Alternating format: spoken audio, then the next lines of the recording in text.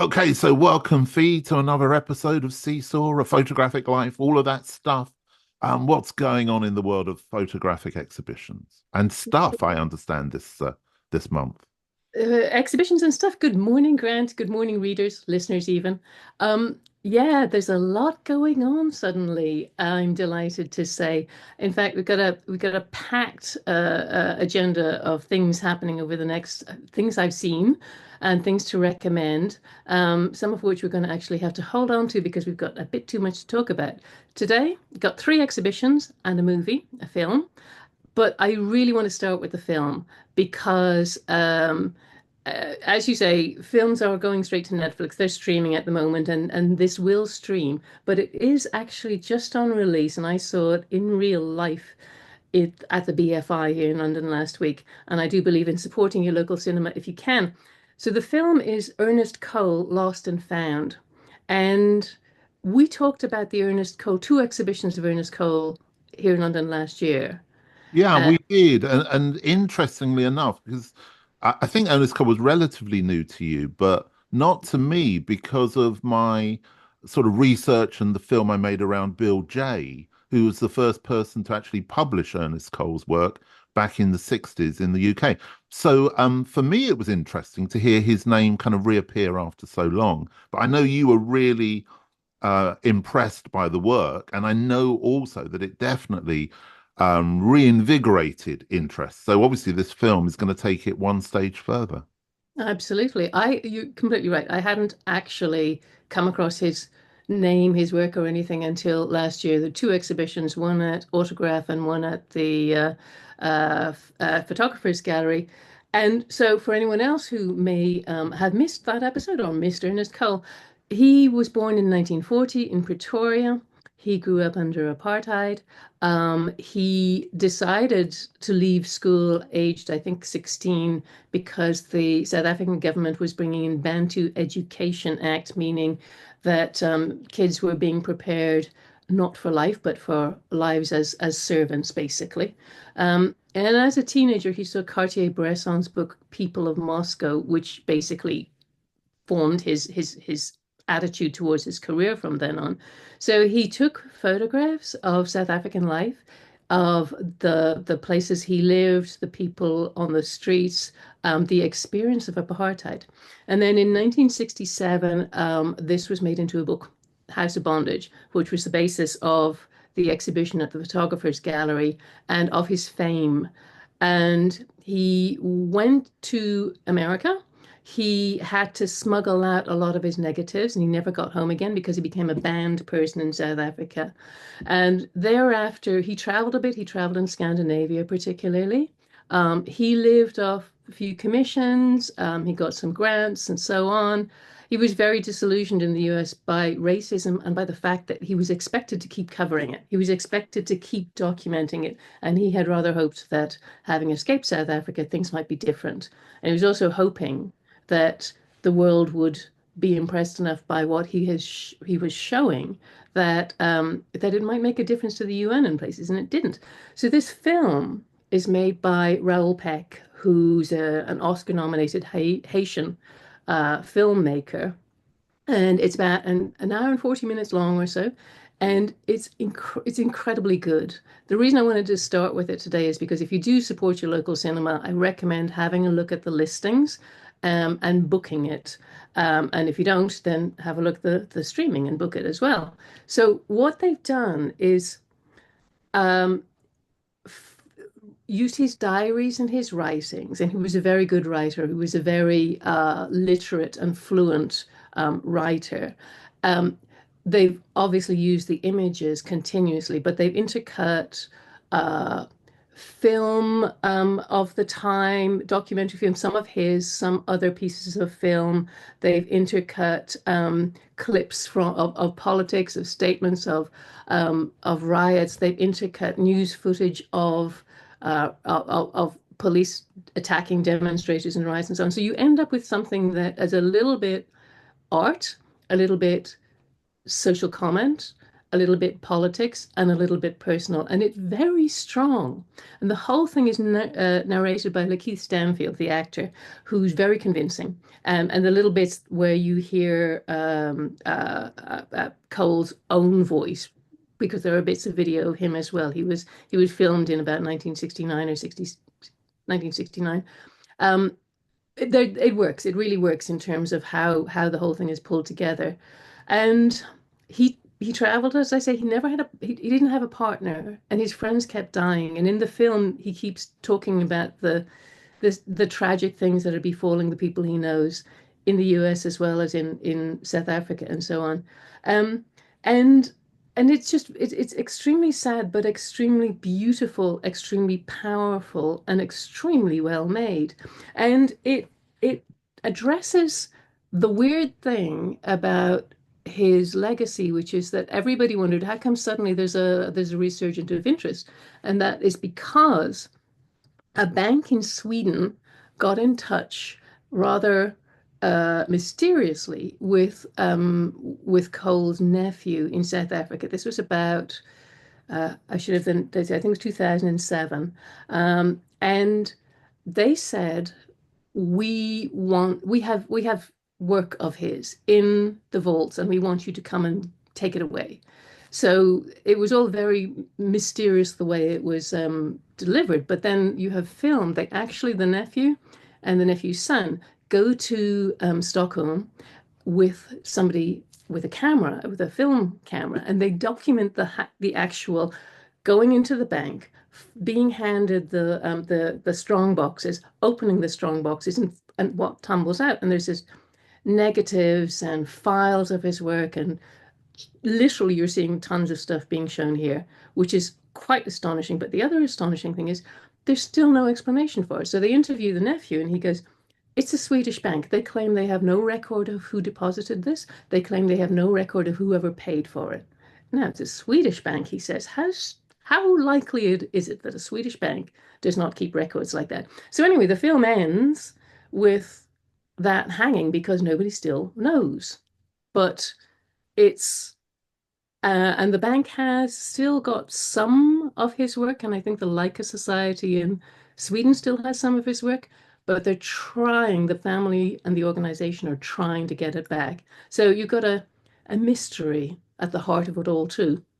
It sounds to me, or it reminds me a little bit. I don't know if you ever saw the film Searching for Sugar Man, the search for the singer who was up in Seattle, but he was South African again. Yes. Um, it seems to have an element of that. And I think we do seem to be in a period of time where photographers are being chosen as documentary subjects. And I think there have been some great ones. Without doubt, the Bill Cunningham was fantastic.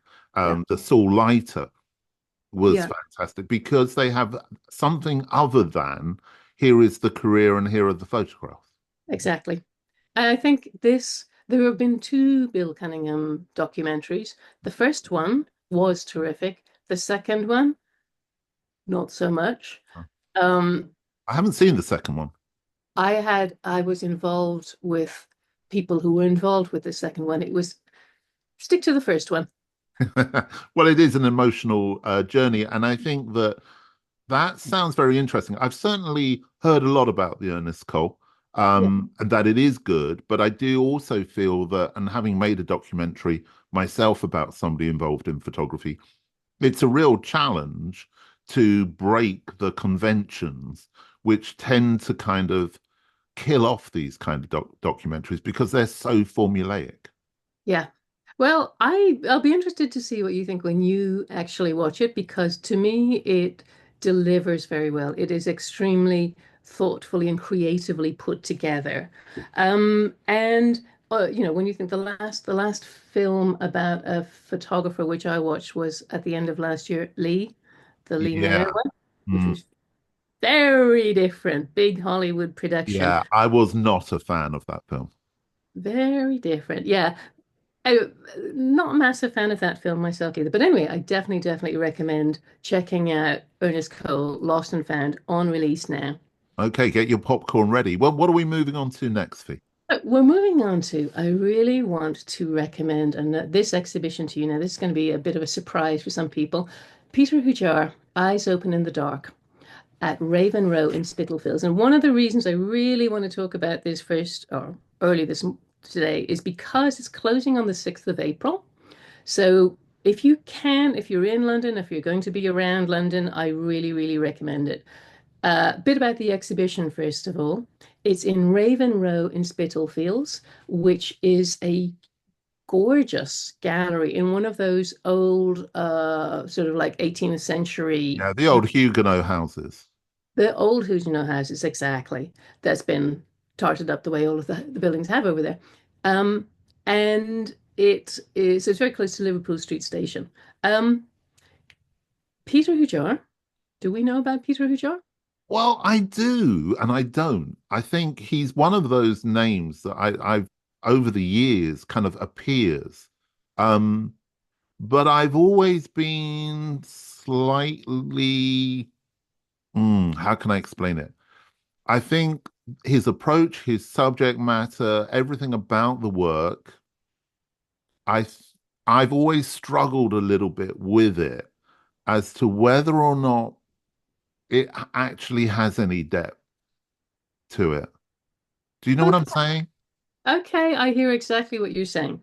So, for those who don't know, like, well, actually, no, I had seen quite a bit of his work, but I didn't know anything about him. I've seen Yeah, lots of I it. think I'm about the same kind of thing. Yeah, He's kind of one of those I think it's like a kind of cultural figure more than as a photographer. possibly. And the kind of cultural appearances he makes, like there's one of his pictures, a famous portrait of Candy Darling is in the Elton John collection. So that was at the National Portrait Gallery.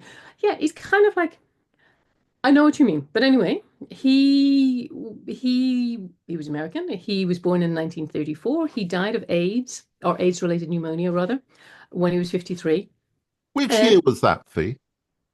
it Which was year was that? 1987. That's why, because you see, I think at that time, when we, I was involved in magazines at that time, and so were you, and there were a lot of photographers who we were losing at that time, and I think people forget that now. How many fashion photographers and people who were part of our world of mainstream glossy fashion magazines? It literally was every couple of years, every couple of weeks, I should say, we were Yep. losing somebody. Maybe that's why, for me, there's a bit of a full stop on him. I think also for me, because he was sort of contemporaneous with Robert Mapplethorpe, and we talked about Mapplethorpe once, we touched on Mapplethorpe. Yeah. Over the last few years, I saw a lot of Mapplethorpe exhibitions in Paris, particularly, and and in some ways, there's not a connection, not a personal connection, but in terms of the work, you have this beautiful black and white, quite classical. But Mapplethorpe was more of a rock star, and Peter Hujar was more of an art figure. So Yeah, I and it's also very much of its time, that photography. Yes, very much of its time. Um, I think everything today is going to be very much of its time, actually, when we get on to the next exhibition. It is. But this exhibition, so it's actually huge, and it is put together by his biographer and by a friend who's a printer, an American artist who's also a printer, who printed everything for the exhibition. It's very, very big. It actually fills, I think there's 3 floors in the building, and there's a very large exhibition space. And I'm holding up my iPad here with lots of pictures on it for those who are listening in stereo. It's beautifully put together. The walls are all white. The images are all black and white. It's very, very, very, very clean altogether. Um, his okay, so some of his famous images are in here. So Candy Darling, the one that I just mentioned, this was a picture of the Warhol superstar Candy Darling on her deathbed, and she's set up with Peter Hujar before she actually died. She wanted him to do this image, and he said it's Candy playing every death scene in every movie. So it's very melodramatic, except it's also very beautiful and simple. There's an image of Susan Sontag lying on her back, which is very famous. She's just sort of lying there, arms behind her head. Um, reclining, people reclining are a favorite pose of his. So there's a gorgeous Fran Lebowitz when she was very young. And she's lying in bed and she's lying in bed and there's a lot of beautiful pattern. There's patterns on the wallpaper, patterns on the bedspread. She's just wrapped in a blanket and nothing else. And it's just really a delicate, gorgeous shot. And there's just one other one I wanted to mention is William Burroughs. There's William Burroughs in 1975, I think, and he's wearing a tweed jacket. He's wearing a shirt and tie, but under the tweed jacket and over the shirt and tie, he's got a sort of Arabic embroidered brocade suit, and there's the texture of the blanket that he's lying on and the satin trim and so on. All the images. So there's a lot of his famous friends and, as you say, cultural figures. Um, they're very clean, simple, quiet images, most of them. There's a lot of clarity, there's a lot of intensity, but very delicate. And then there's a lot of theatrical stuff. There's a lot of pictures of actors, drag queens, and drag actors. There are a lot of uh, nudes, a lot of his lovers, past, present. There are crowds, there are animals. And it's there's a lot of graphic nudes. I've written my few notes here. Graphic nudes, graphic-ish nudes. The animals, he was brought up on his grandparents' smallholding in New Jersey because his mother was an alcoholic and his father was off the scene. So he took pictures of the farm animals and what have you. He spoke only Ukrainian till he was 4 years old. But there are images in here of things like um, dogs and cows and horses and turkeys, which are just very, very, they work very well in this strange collection of images that we have. There's also pictures of him. But it's Um, very old school portraiture, isn't it? It really it could have come out of the 1930s quite easily. it definitely could. And also, he took a master class with Avedon and Penn. So you've got those kind of influences coming through. Um, it's very, even the crowd scenes have a sort of like delicacy and poise about them. And there's images of the water in the East River, which um, sort of sound a bit basic, but actually look incredibly beautiful. Part of the thing about it is just the way that the exhibition is composed and curated. It's beautifully curated. And it has this book. Which is something we talk about as well, is the importance of curation. I mean, every time we talk, one of the key things we're talking about is how these bodies of work are put together and actually shown. Absolutely, because I think that one of the most important, it's all very well taking fantastic photographs, but you have to, they have to be mediated. Am I allowed to use that word this early in the weekend? They have to be mediated in such a way that people don't have to work themselves. Everyone can't work to go, oh, I understand why this picture works next to that picture. They have to be put together in a sympathetic way. And one of the great things about the exhibition is a little book. This is actually an 80-page booklet and it's free and it's really nicely printed.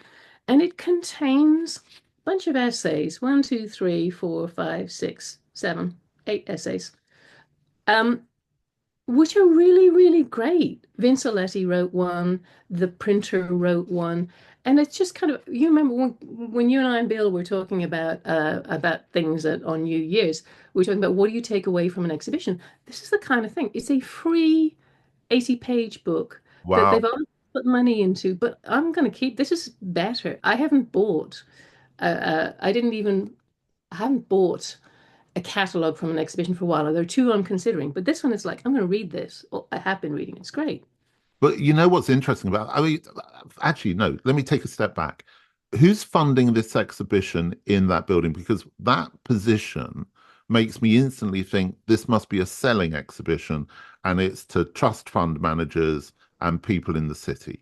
Well, interestingly, I do not know because the Peter Hujar Foundation are obviously behind it.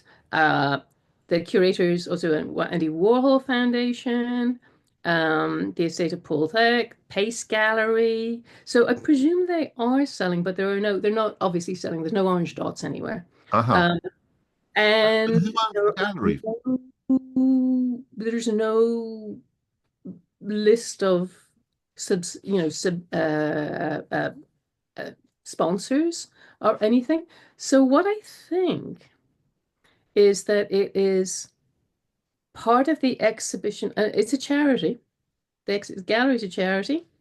Mm, And also when you say selling, yes, however, obviously this is part of a legacy, mm.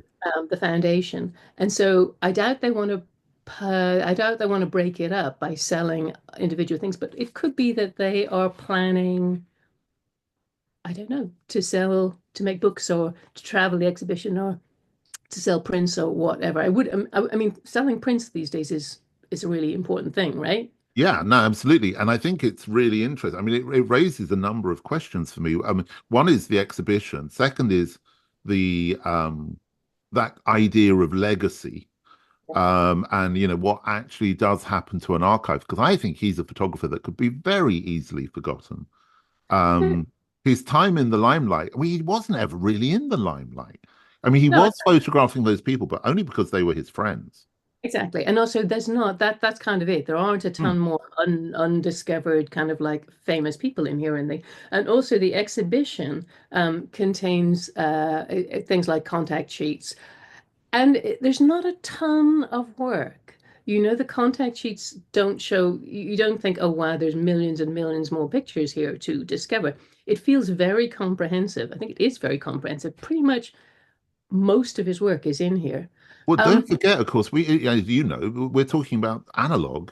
So, yeah, people didn't shoot tons and tons of material because there was a cost implication. exactly, absolutely. And what he would do is he would go around, he would go for a walk on a Sunday or whatever and take a couple of rolls of film. And that's basically that's kind of like a large section of a room or something of one room in the exhibition because there's not a ton of work, but there's enough work to make to give it authenticity and to make you feel this is definitely worth revisiting. Some of the stuff that I'm not highlighting include locations and places, and it's also there is the kind of cultural thing because he was part of the gay scene. So you do have a lot of references to cruising spots and to the gay lifestyle before AIDS, particularly, and during AIDS and so on. Yeah, So that whole Tompkins Square and so forth. it has all that cultural resonance for it has cultural resonance in that way, if that makes sense. Yeah, it does because I think it's and I know that I'm keen to get on to the other exhibition, but it's funny, isn't it, how our lives have now become history? Because when you're talking about that, for me, it's personal life experience of being in that world at that time. So those reference points, so I say about Tompkins Square, for example, it was very much part of everyday conversation within that world. And that world was quite small. If you knew people in New York, you knew people in London, and the people in London knew the people in New York. It was just a very small world.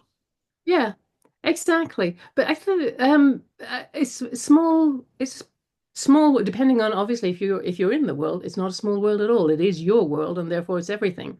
And therefore I think that for the people who there's going to be one audience for this exhibition which approaches it on a certain level. In fact, there are Mm, many audiences for this exhibition. One will be from the cultural mm, point of view. But I don't come at it from that point of view. I come at it from the purely visual and a mm. little bit of cultural resonance and what the images tell us about a human being and the way he saw the world. I have to say, all accounts that I've been reading so far, he sounds like a bit of a pain in the rear end in terms of Well, I'm person. glad I'm glad you said that, and I didn't. I was going to, and then I held myself back. There's a lot of shouting. There's a lot of shouting at his friends, who nonetheless seem to have remained his friends. So good for them. But it's definitely, nonetheless, no matter what, it's a beautiful exhibition, and it is great storytelling. It is interesting to me, Fee, how many exhibitions you've spoken to us about over the last year or so, which are, a return to, I suppose we could describe as a kind of a classicism within photography, a refined elegance. So they're not shouting, they're kind of whispering. Uh, did you say whispering or wittering? Whispering. Not wittering. No, not whittering. That's what we do. But the whispering. Well, I'm just saying that because I think we went through a time of huge prints and ultra color, and the exhibitions you have seen like that over the last year or so have not really kind of connected. But these kind of more intimate, classic exhibitions seem to have a lot more relevance, I think, to where photography was and actually where photography, we should consider this work. I think this is a very interesting point, and what I'm thinking about while I'm scrolling through my iPad here, looking for some more pictures about something else. Um, somebody, I was going to say accused. Somebody said to me recently that they listened to the podcast, but they think I talk too much about the storytelling thing, and they're not interested in documentary. They want pretty pictures, and I'm like, well, nobody doesn't want pretty pictures, but I know my personal taste is I tend to like a story. I'm not a photographer. But all photography is story. All photography is narrative. I think it's a mistake to pigeonhole photography as if that's documentary, but it's not pretty pictures. I totally agree. And I think that the ones that I tend to pick up on and the ones that I tend to rave and witter most about do tend to be the ones like this, I think, that combine beauty and a narrative. And sometimes, and like the Ernest Cole, that combine beauty and horror. Um, Rather than just kind of like, but I have no problem with, like, the Pink Lady Food Awards. They're beautiful too. We might talk about those at some point next. Well, yeah, we could do. I was a judge one year, but I do think, yeah, that's another subject. But definitely well worth discussing. Definitely. So Now let's get back to where I, I wanted us to get to for some time, which is the National Portrait Gallery. Come on, let's do it, Fee. all right, the National Portrait Gallery. All right, so shuffles notes here. The Face Culture Shift at National Portrait Gallery. It's on until May the 18th. There are 200 images by 80 photographers. I had to go twice because I have very different feelings about it both times. So I will tell you about my visit. I want to, but before you do, I So want to tell you a story. I want to hear the story. The story is this. As a young man, I purchased the first ever issue of The Face with Jerry Dammers on the cover as somebody interested in music and culture at the time. And there it is. There it is, For Sophie, our holding it up. listeners, I am holding it up. Well, what I then did was I bought the second issue of The Face, and I cut up both of them and I stuck them onto a chest of drawers and covered them in varnish and thought that it was a piece of art. And it stayed with me for many, many years. And now I reflect on the fact that something I cut up as a young boy and turned into a piece of furniture is now at the National Portrait Gallery. Now, for me, this is the proof of memory made history because suddenly something I cut up has some value. Anyway, I wanted to share that with you and the audience because every time I think of The Face, I beat myself up about the fact that I cut my copy up and you still own your copy. But yes, although full disclosure, I own this particular copy, issue number one of The Face. I didn't buy it in May 1980. When it cost 60 pence, Yeah. I bought it in a charity shop or a junk shop a few years later when you could still buy it for like £1 or £2 or something like that. Um, do you know what, though, Grant? I'm going to back us up again here a little bit because I'm going to explain what The Face is for people who Oh, may not know. what a Because good idea. well, yeah, the thing is, it would not have occurred to me except that earlier this week, I was talking to a group of visiting young Americans, and I was saying, try this, do this while you're in London. I said, and you got to go and see The Face at the National Portrait Gallery. And they looked at me and said, which face? And I said, face. The face. Yeah. Face. So neither they nor their adult with them had ever heard of the face. So, Of course, the ace face, which is why it's called the face. well, they'd never heard of the magazine at all. Right. Okay. Did you know So, it was? Did you know that was why it was called the face? I did, and I have the notes from Nick Logan to prove it written Oh, down there in. we go. Okay.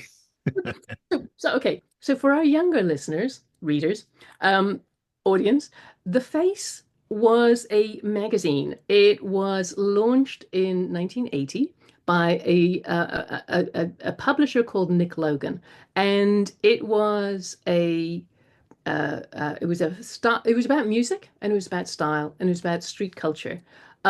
It was launched, as I say, in 1980. It kept going until 2004, and then it was closed, and then it was relaunched in 2019, and it's still going today, pretty much. And what was special about The Face was that Nick Logan had come out of what were called the Inkies. So music journalism had always been a giant, big thing. All of us always liked reading about music. But back in the sort of 70s, there was things called New Musical Express and Melody Maker, they were called Inkies because Well, they just covered your hands with ink and they were big format. I mean, every Thursday morning, the NME would come out and I would hide it under my desk when I was supposed to have been doing French so that I could do the NME crossword. Um, it was a religion. it Sounds, Melody Maker, the NME. Exactly. And they were big kind of tabloid, Mm. printed on newsprint, and they were the weeklies and the fortnightlies about music. So you had that was what most of us were consuming. And then some of us, so he had been an Emmy, and then he went on to he launched Smash Hits. And some of us, like me, Smash Hits was my Bible when I was a young teenager. And Smash Hits was a pop magazine. In fact, up there I have copies of Smash Hits I worked on as a freelance designer a few years later. So Smash Hits took music, made it poppy and fun, but also kind of it gave more attitude to. It was kind of throwaway pop, wasn't it? Smash hits. Um, well, if you let's not talk about religion here. Okay. But so you had these things going. You had these magazines going. Every time my sister and I used to come to London from Ireland, we used to go to Carnaby Street and stand outside the office of Smash Hits, hoping we'd see a celeb. Above Boots. But we never did.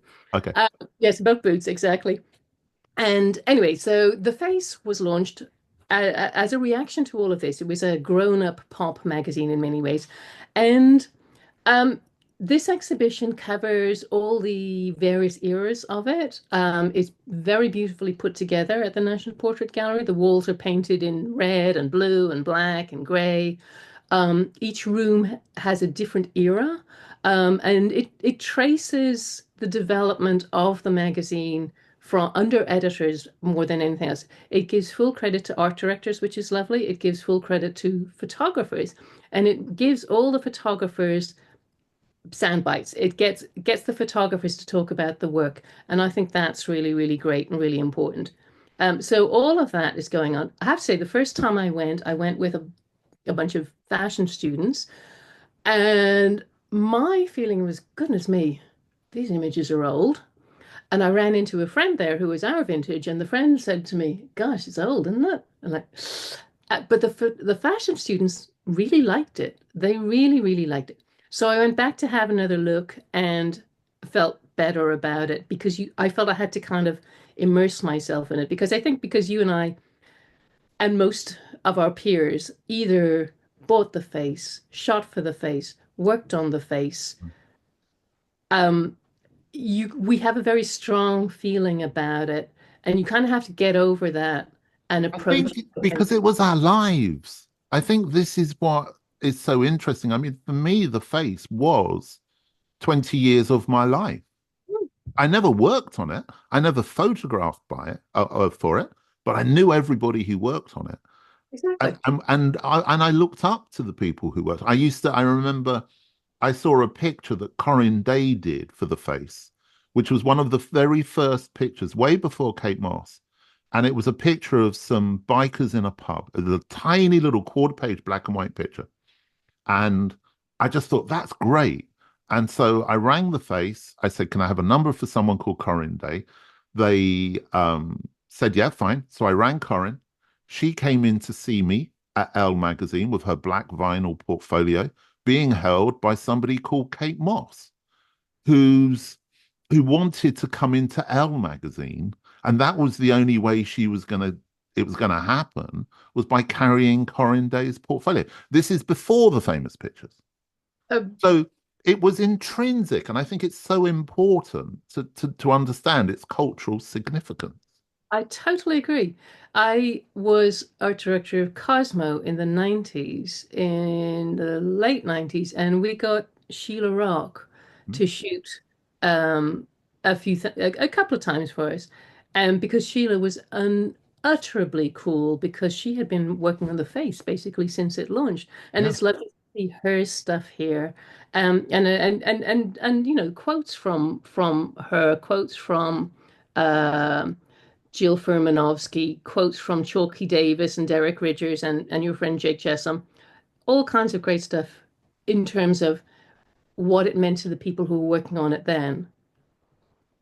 So what, I mean, it's a tricky one for me because there seems to be, and I noticed there's also a Lee Bowery exhibition going on at the Tate at the minute.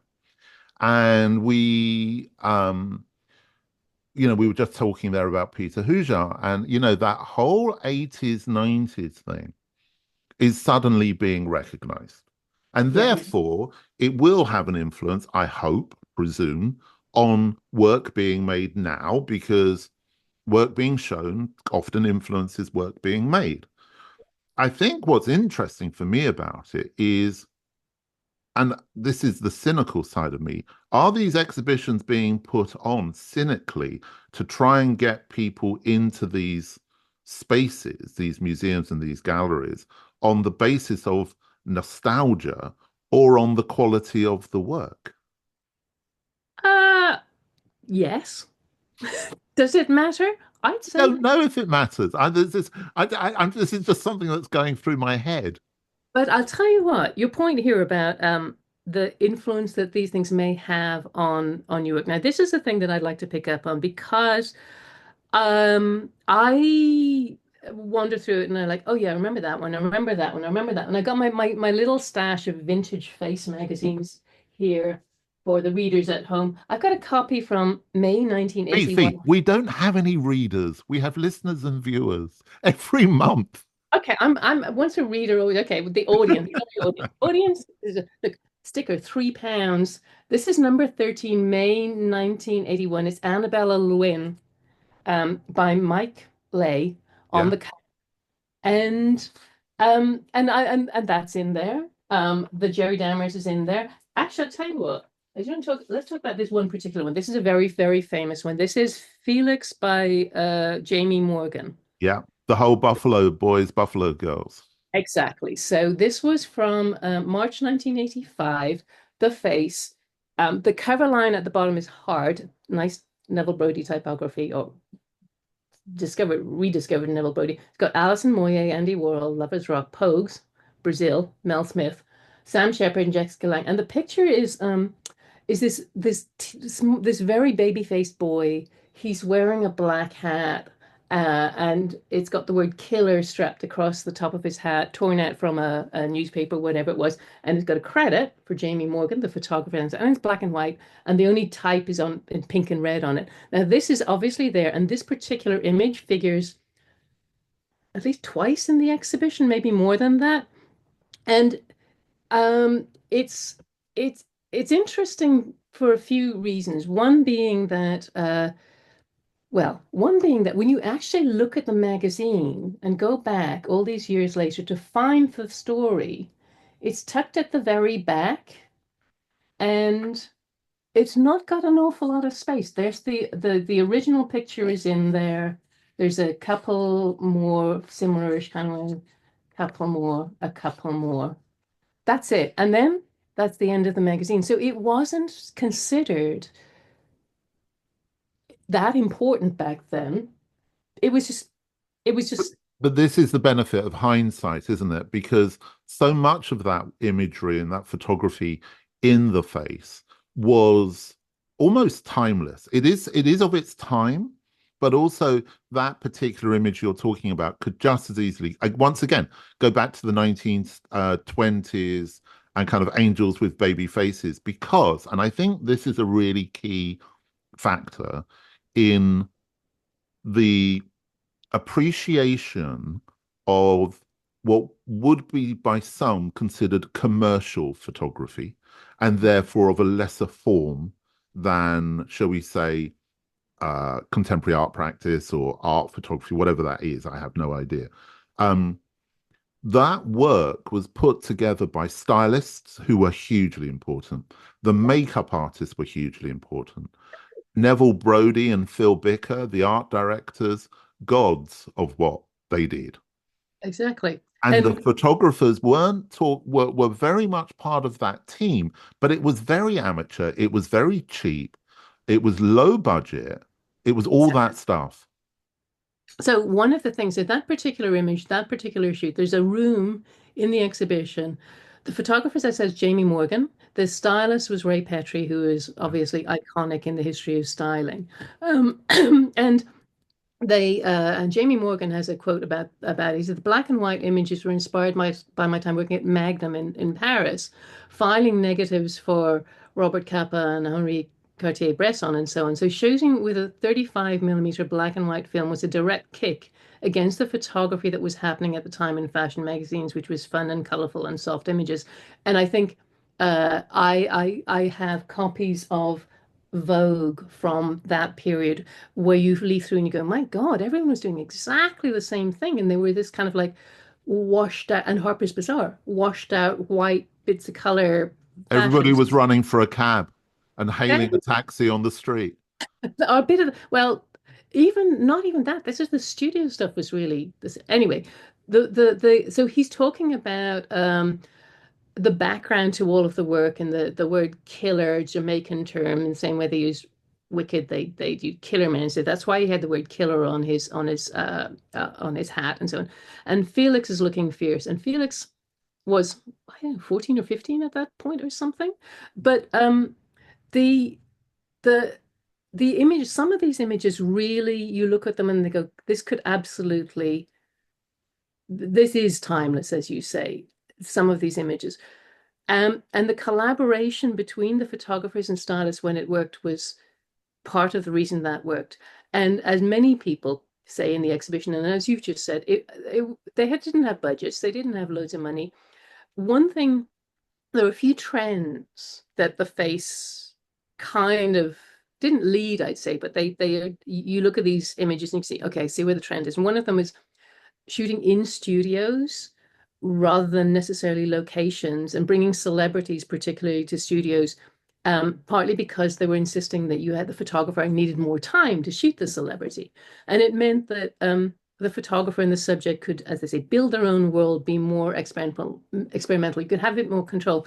Now, when that works, you get stuff like Jamie Morgan and Ray Petrie And Nick Knight.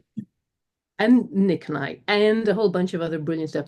When it doesn't work, you get a kind of boring studio shoot. And I think one really important thing that people, photographers, need to consider if you decide, oh yeah, I'm really inspired by this, is you got to bring something more to it than just a studio. It's got to have that Yeah. storytelling Yeah, but thing, doesn't I it? think we were just saying there about Peter Hujar, and I was saying about it being a small world. The world of the face was really quite cliquey. It was Notting Hill.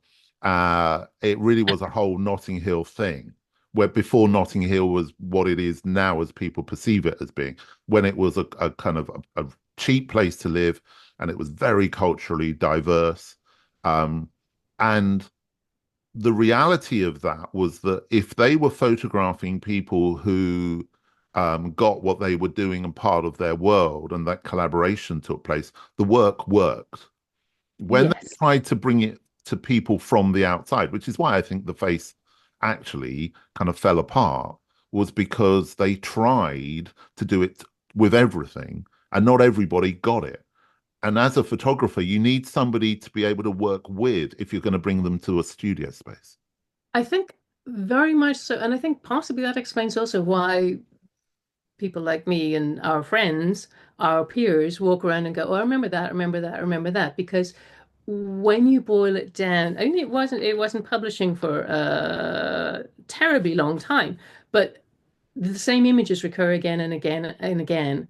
And as I say, there's that story by Jamie Morgan is just stuck in the back of the magazine. There are all the images are lovely, but they didn't all make it into the national consciousness or the National Portrait Gallery or anything like that.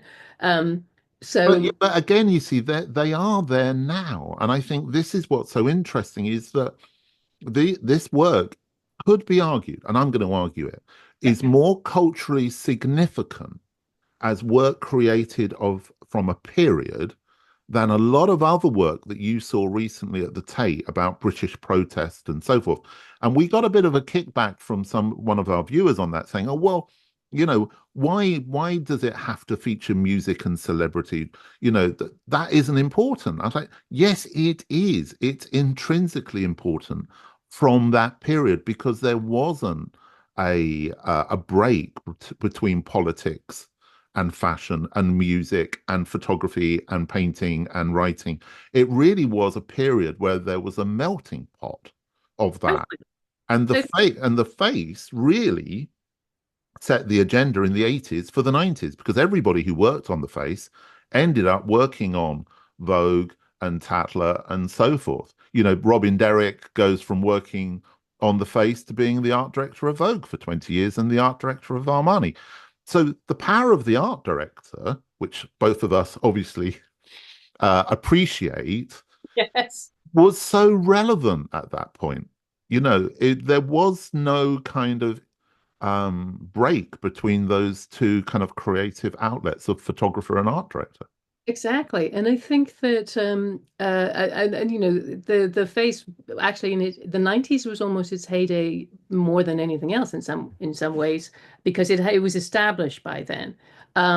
But the Neville Brody is a quote from Neville, who was the absolute the founding the moving spirit graphically of the magazine, And of the 1980s.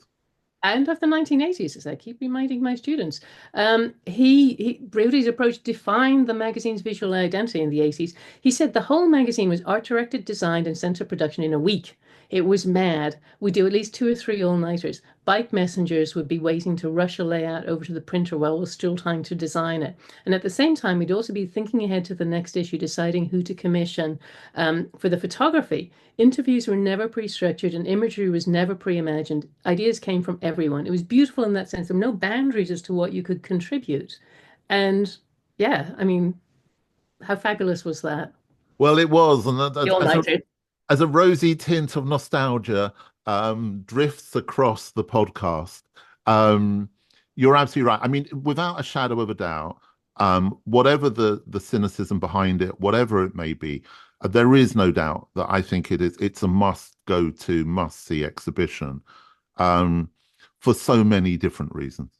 It is. I'm just going to give you one last anecdote here while I've got it, which is when the Jerry Dammers cover image by Chalky Davis.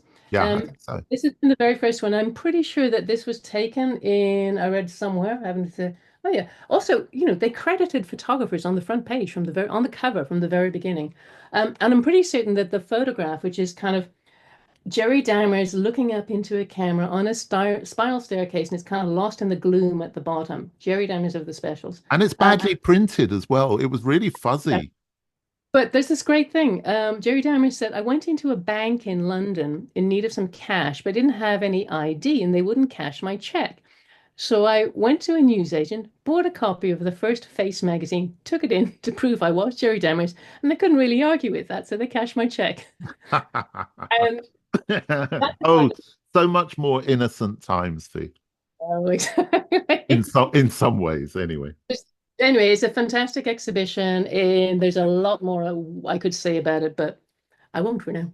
Yeah, I think obviously listeners, viewers can go back to the conversation we had a few weeks ago with Chris Floyd, Jake Chesham, and James Dimmock as well, where we discussed this in some details. But I definitely feel we could probably do at least a couple of hours just on that time. But I don't want to bore our listeners. Um, Listen, Fee, thank you so much once again for bringing um, rigorous conversation and debate to the podcast, and also such informed consideration. Because I think that nowadays it is so expensive to get to an exhibition and maybe go into that exhibition. It's really useful to have some idea as to what you're going to see and what the benefit of putting that effort in. Exactly. You're gonna with if you with any luck you're gonna come out with ideas, but it's not a bad idea to it's not bad to kind of like go in prepared a little bit too. Yeah, But anyway, exactly. love all these things and the film. Check them all out. You won't be disappointed. Fantastic. And look forward to catching up with you again next month. Okay, brilliant. Thank you very much, Grant. Cheers for now.